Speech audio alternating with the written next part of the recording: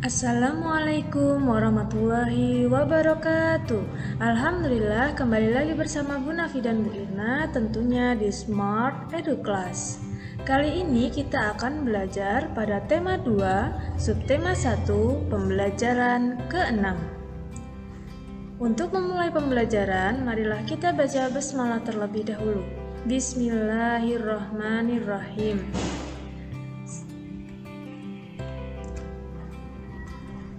Jangan lupa ya untuk dukung dan support channel ini dengan subscribe, like, komen, dan share. Dayu senang dengan dongeng yang menceritakan kebaikan. Kali ini Dayu membaca dongeng tentang kebaikan hati seorang petani. Ayah Dayu pernah bercerita tentang pekerjaan petani. Petani menanam benih tanaman di sawah atau ladang. Setiap hari, petani menyiram dan merawat tanaman yang ditanamnya. Hingga akhirnya tanaman-tanaman tersebut siap dipanen. Jadi, Dayu senang membaca dongeng anak-anak. Dia akan membaca dongeng tentang kebaikan hati seorang petani. Suatu hari, tinggallah seorang petani yang baik dan murah hati. Pada saat petani itu pergi ke sawahnya, ia menemukan seekor burung pipit yang kakinya patah. Sang petani merasa kasihan. Ia pun membawa burung itu ke rumahnya yang sederhana. Sang petani langsung mengobati kaki burung tersebut. Setelah beberapa hari ia rawat, burung pipit itu ia lepaskan kembali ke alam bebas. Beberapa hari kemudian, pada saat petani itu sedang mengairi sawah dan mencabuti rumput liar, ia didatangi oleh burung pipit kecil yang telah ia tolong. Burung itu membawa 3 buah biji semangka pada paruhnya. Ia memberikannya kepada petani itu.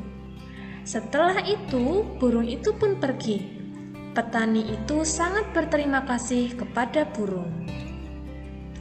Besoknya, sang petani menanam biji-biji semangka itu di dekat rumahnya. Setelah ia mengurus bibit pohon semangka itu pun tumbuh. Semakin lama, pohon itu semakin besar. Akhirnya, pohon semangka berbuah. Petani itu sangat senang. Ia mengambil ketiga buah semangka itu. Pada saat ia membelah buah semangka yang pertama, keluarlah beberapa bongkah emas dan berlian yang berkilauan. Petani itu merasa sangat kaget bercampur senang. Lalu ia membelah semangka yang kedua. Ternyata isinya adalah bahan-bahan bangunan. Petani itu merasa sangat bahagia. Lalu ia membelah semangka yang terakhir. Ternyata keluarlah para pekerja yang siap membangun istana yang megah untuk ia tinggali. Nah, itu tadi dongeng tentang petani yang sangat baik hati. Bagus sekali ya anak-anak dongeng itu.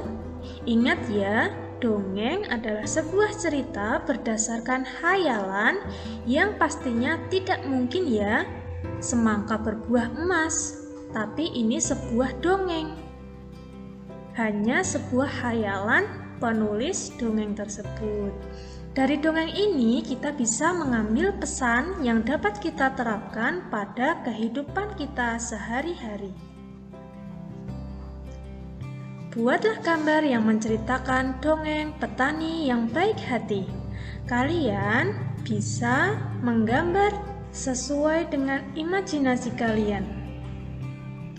Bisa membuat gambar, misalnya gambar yang pertama, kalian bisa menggambar ketika petani menemukan burung pipit yang kakinya patah lalu merawatnya.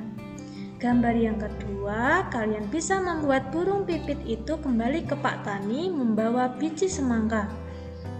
Gambar ketiga, kalian bisa membuat gambar Pak Tani memanen buah semangka dan membukanya.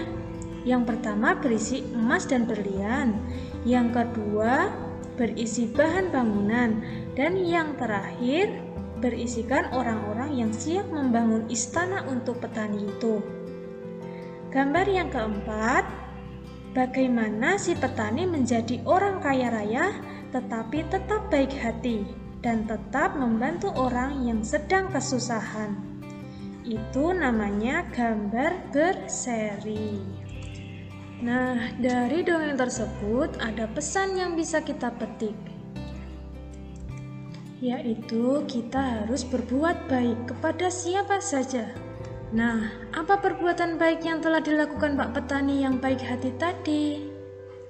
Yang pertama, tadi mengobati dan merawat burung pipit sampai sembuh. Yang kedua, melepaskan burung pipit ke alam bebas. Yang ketiga, merawat pipit semangka hingga berbuah. Dan yang terakhir, membagikan hartanya untuk orang yang kekurangan. Dayu dan teman-temannya mengunjungi kebun manggis. Kebun manggis itu milik Paman Dayu. Dayu dan Siti membantu memasukkan buah manggis ke dalam karung. Karung Dayu berisi 540 manggis. Karung Siti berisi 590 manggis. Berapakah jumlah manggis dalam karung Dayu dan Siti? Yuk kita hitung bersama-sama. Kita gunakan penjumlahan bersusun. 540 ditambah 590, hasilnya berapa? Nah, kita jumlahkan mulai dari satuannya. 0 ditambah 0, 0. 4 ditambah 9, 13. Menyimpan 1. 1 ditambah 5 ditambah 5 berapa? 11. Hasilnya 1130. Nah, kita letakkan di sini.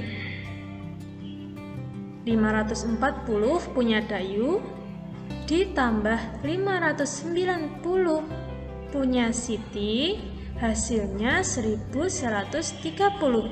Nah, apabila kita tukar posisinya, apakah hasilnya sama? 590 ditambah 540, ya hasilnya sama, yaitu 1130, karena penjumlahan bisa bersifat pertukaran. Jumlah manggis dalam karung Dayu dan Siti adalah 1130 buah. Jadi bisa disimpulkan bahwa 540 ditambah 590 sama dengan 590 ditambah 540. Alhamdulillah, pembelajaran kali ini telah selesai. Semoga bermanfaat untuk kita semua. Munafik tutup. Wassalamualaikum warahmatullahi wabarakatuh.